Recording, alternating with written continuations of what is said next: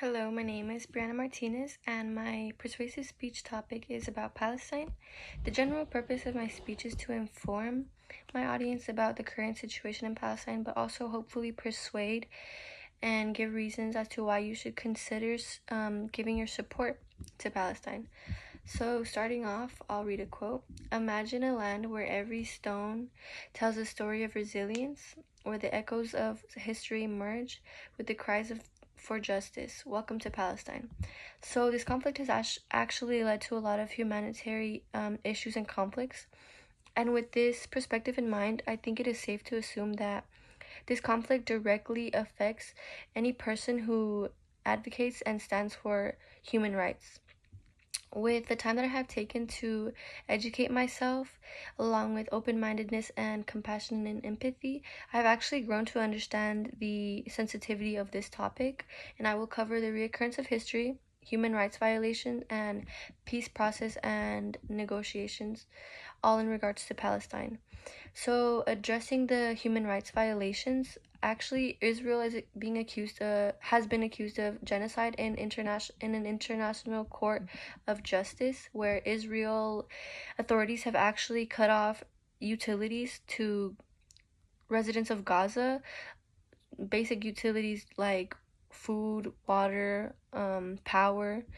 And as of December 11th, they have called an evacuation where every resident from northern Gaza, which is about 1.9 million people, or about 85% of the entire population, along with nearly 37,400 Palestinians have died since the October attacks.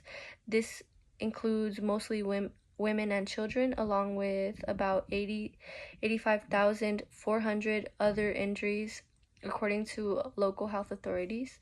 Other humanitarian issues involve 67% of water, sanitation faculties have actually been destroyed or damaged, so very limited water or clean water. How can we actually help? There are easy ways to make an impact and contribute to this cause. Number one, contact your member of Congress for immediate ceasefire. Make the phone call, leave a message, or send an email even, or do all three.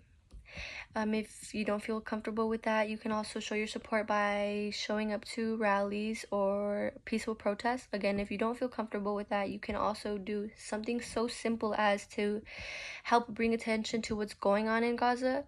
And this involves really educating yourself and taking the time to know really what's going on, so you push out the correct information. And what does this really have to do with us? Like, why should we consider to offer our support, and why should we be concerned? So actually, this conflict is a lot greater than religious views and political views. It actually stands and advocates for human rights, which we all really deserve equally. And as a humanity and as humans with remorse and empathy, we should really stand together and stand for those, especially who can't stand for themselves. So, who is really standing with Palestine anyway? Actually, restrictions on the U.S. military aid to Israel are supported by 5 out of 10 U.S. Americans, which is approximately 53% of, according to this article, who believe that the aid should not be used for military actions against Palestinians, and about 56% of Americans actually want to stay neutral about the Israel-Palestine conflict. So, your voice is really important. Even if you are standing against a whole room of people, it's important to know where you stand. And a great example is knowing what side of history to stand on. So this covers the reoccurrence of history, where the future and the past is really built by humans, and it's really impossible to envision what bright future may be constructed out of this current nightmare that has been going on since October 7th. What should really be done?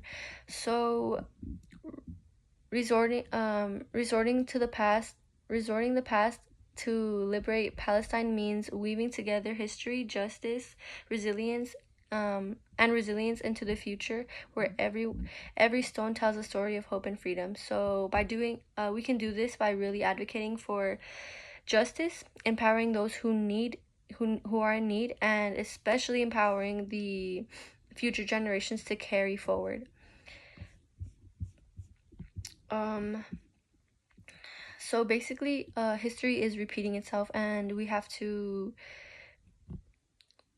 we will have an option to either allow it to repeat itself or obviously change the direction of which it's going. In 1948, Nakaba survivors claim that they are experiencing a traumatic flashbacks as they are being driven from their homes once more, and this time by Israeli bombing and malnutrition. And many fear that they are being driven out of Gaza for good. So, gaining an understanding of the historical events is essential to understanding the dynamics of the Israel-Palestinian crisis, as well as efforts to arrive to a fair and sustainable settlement. So, the Palestinian resistance has brought attention to concerns of land of seizure, settlement development, limitations of mobility, and even uneven access to resources, along with other illegal and human rights abuses or violations. So the peace, well, in regards of history, we really have the opportunity to write the future. So this is relating to peace, progress, and negotiations. So the ultimate goal remains a two-state solution, peace, innovatives, and agreements. So over the years, there has been a great deal of peace efforts. Accords have been tried and offered. These include also accords, which is aimed to provide a foundation for future Israel and Palestine ties, and roadmap of peace, which is a plan of two-state solution to put up by the U.S., EU, UN, and Russia. So all of these things considered, the road to a long-term peace deal is still paved with obstacles, and it will need constant effort from all the settled disputes.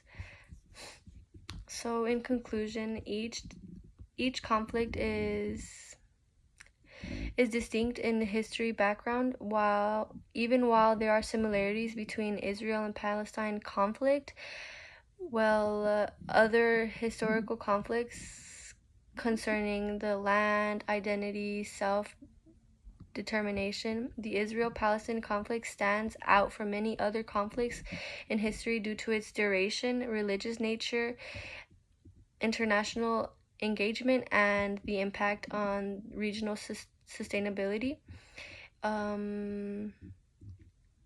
It will require combination efforts to address the issues and enhance political stability, water management, and market accessibility to help the lives of Palestinians with global support and efforts supporting economic growth, sustainable agriculture, and their essentials. So, with constant attempts by Palestine and the rest of the world, we will address the core of the cause of the conflict and reach just a sustainable establishment. The struggle continues to affect regional dynamics and global diplomacy. Thank you.